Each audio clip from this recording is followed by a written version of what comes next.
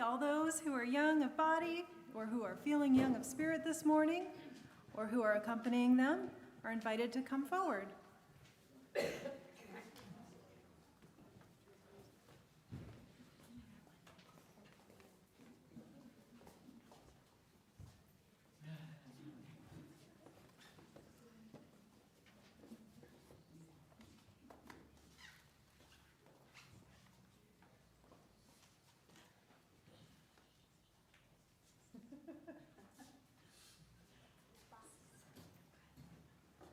What do you think is in the Wonder Box today?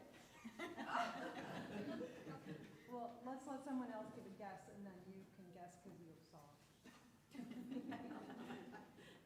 Any guesses?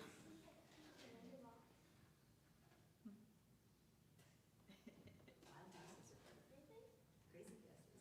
I think there's a rock in there. Do you want to guess? Yes. Okay, what do you think? It's silver with diamonds. Sort of like that. Wow. Right.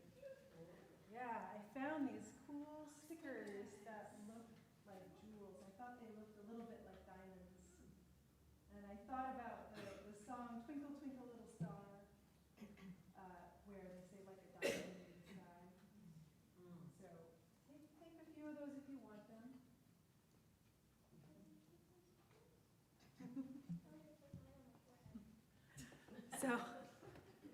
So I wanted to talk a little bit about stars today. Thought that was the closest thing I could give you to stars. Do any of you know how to find your way at night by looking up at the stars? Do you know that you can do that? You can. And so lots of different people from all over the world learned how to use stars to navigate. And that means like how you find your way. There were ancient Egyptians, Vikings in Europe, the Lakota in the Americas, Maori people in New Zealand. So all over the world, people looked up at the stars and learned that they could use them to find their way. And you can see different stars if you're in the northern or the southern hemisphere. Some of them are the same, some of them are different. But you can still follow some of the same ones to find your way. There's one star that we can use wherever we are on Earth to find our way. Do you know which one that is?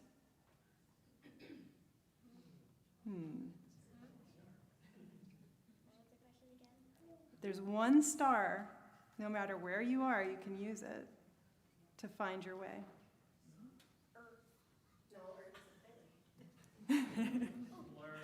Earth is a planet, but yes, the sun is a star. Every star, if you look up, every star is a sun. And a lot of them have other planets around them. So every time you look at the stars, you can imagine how many planets there are. And think about how to, out of all of those planets, we share just this one. Isn't that pretty cool? So Unitarian Universalists say that everyone is sacred. And having lots of different people, lots of different kinds of people is good. And I think it's easier to remember that if we remember that we only share one star. What do you guys think? You like those? All right, so take a few more stars, and we're going to sing you out. You can go back, you're going to sing with Chris today. And then come back and sing for us at the end. Okay, so as the children and the adult religious leaders depart for religious education, let's sing them on their way with As You Go.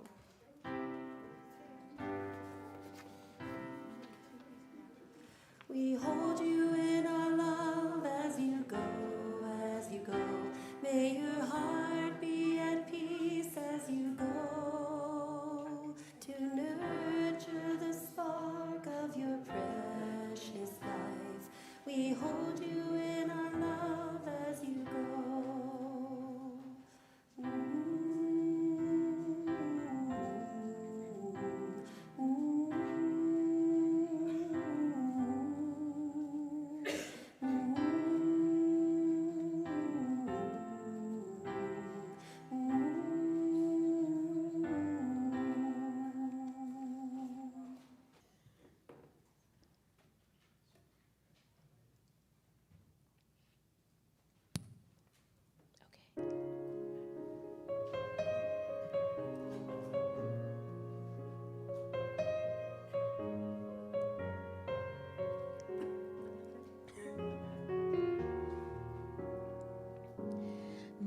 There's a hero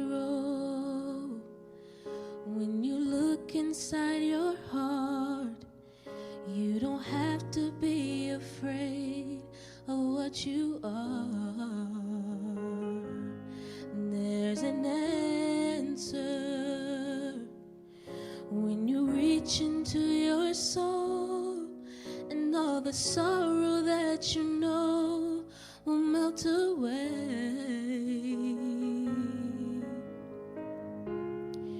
And then the hero comes along with the strength to carry on, and you cast your fears aside, and you know you can survive. So when you feel like hope is gone, look inside you and be strong, and you'll finally see the truth, that a hero lies in you.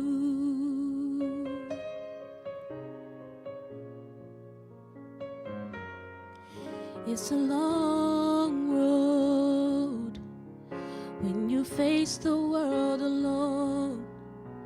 No one reaches out a hand for you to hold.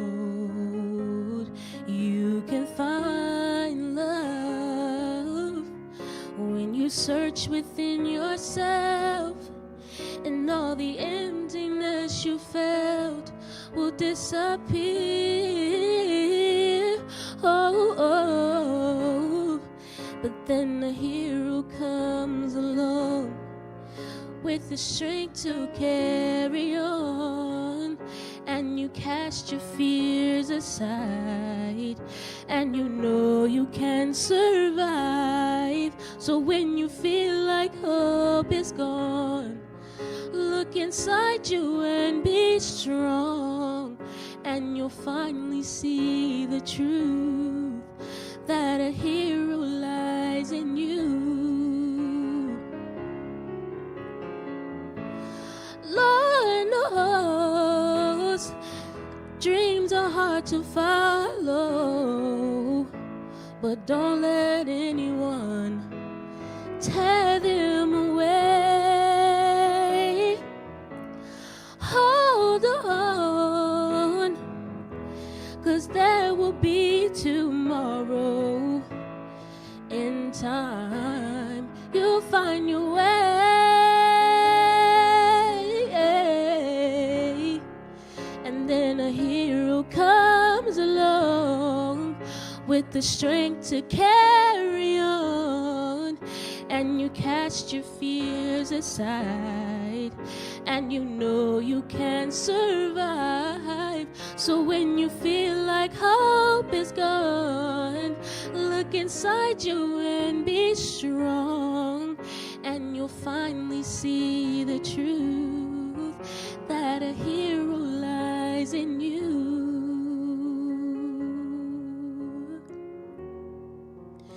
That a hero lies in you.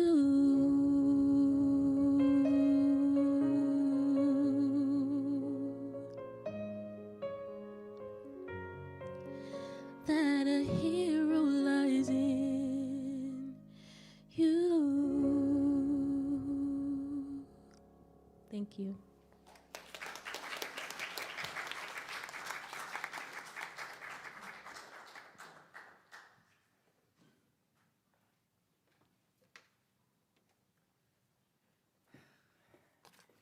Don't need me today. I think we can all go home. That was no one can beat that. That was beautiful. Thank you.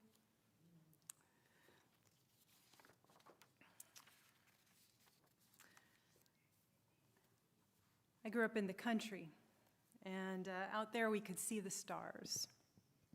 Any night you could go out there and you could look up and you could see thousands of them. And there wasn't any real light pollution like we have here. It's too bad about the light pollution in cities, because most of the people who run things live in cities.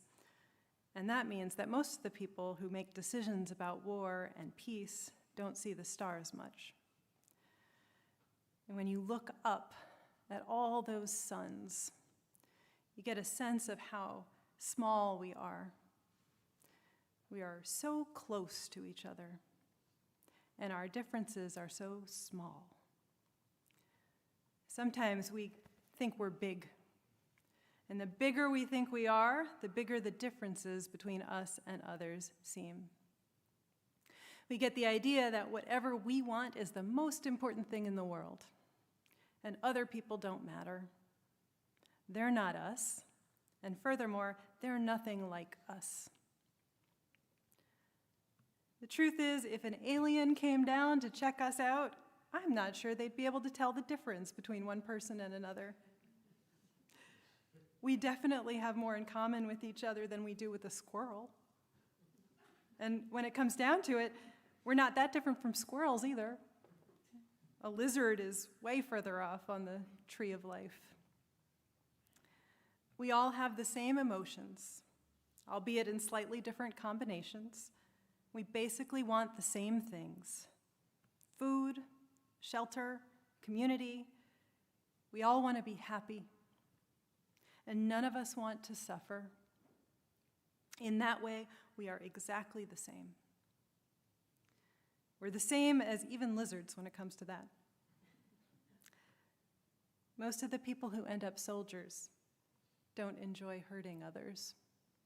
They don't want to kill anyone. There are always outliers who use war as an excuse to do harm they couldn't get away with in some other circumstances. But for the most part, soldiers just want to be safely at home with their families. They don't want to bomb children or destroy homes or traumatize a population. Those are the inevitable results of war, but they are results that hang heavy on soldiers forever in the form of moral injury. Those who serve in combat certainly don't decide they want to die.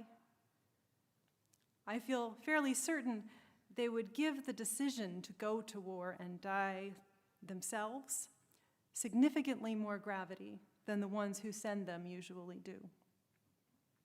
They might look at their families and think about whether they wanted to leave them.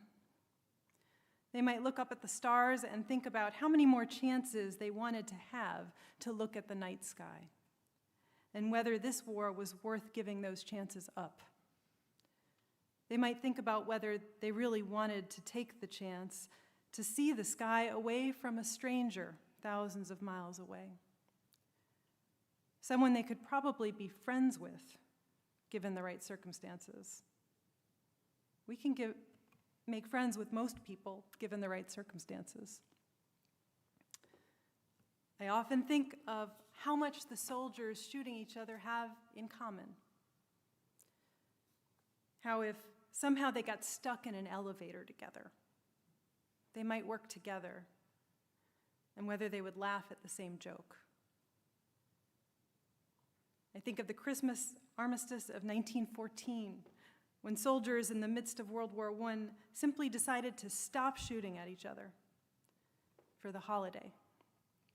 Many agreed to fight only symbolically, sending a few bullets over each other's heads.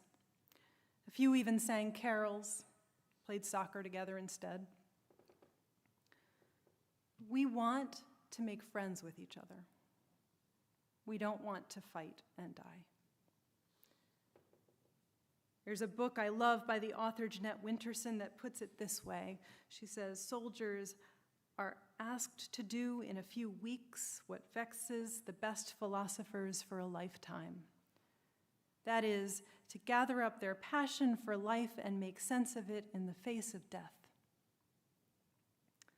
Those who serve are forced to face that impossible task. I don't think they would choose it, not nearly as often as it is chosen for them. They would choose to have more time. Our service members don't choose war.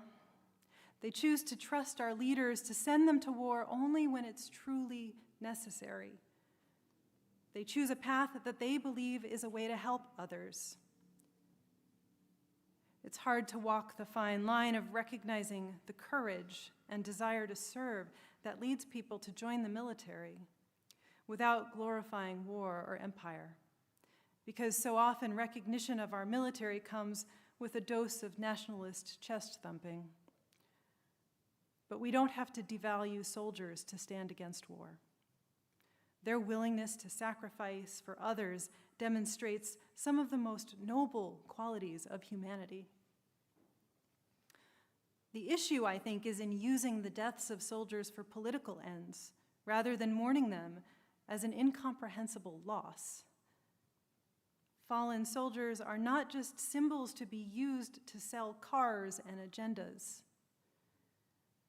They are families devastated with grief, parents who will never hug their child again, and children who won't grow up with a parent. Each one represents pain beyond imagining. The other danger is in recognizing the sacrifice of those who fight wars, but none of war's other costs. We should remember those who served, but there's no holiday to recognize the civilians who died in war. And that's often an intentional erasure to maintain our support for violence. Depending on how deaths are calculated, somewhere between 150,000 and over 1 million Iraqi civilians died in our 2003 invasion. Over 50,000 Afghan civilians died in our 20-year war there. As many as 2 million Vietnamese civilians died in the Vietnam War. Whether you believe those invasions were necessary or not, those are numbers as incomprehensible to us as the number of stars in the night sky. And those lives bear remembering. The horror of war is inexpressible, unimaginable.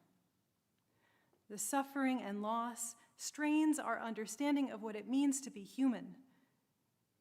If we observe Memorial Day, we have to recognize that reality and not just offer empty platitudes about patriotism.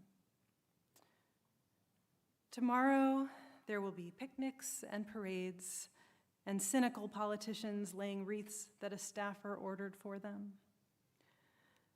But I think that maybe the best way to memorialize those lost in war is to find a place where you can see the stars and look up and think for a while about how small we are and how short life is and how every single one of us hopes to be happy. May we remember all those who died in war and know that they were loved. May we mourn the loss of the gifts they brought and their infinite potential. And may we commit ourselves to the work of building a world where war no longer steals so many who are so much like us. Amen.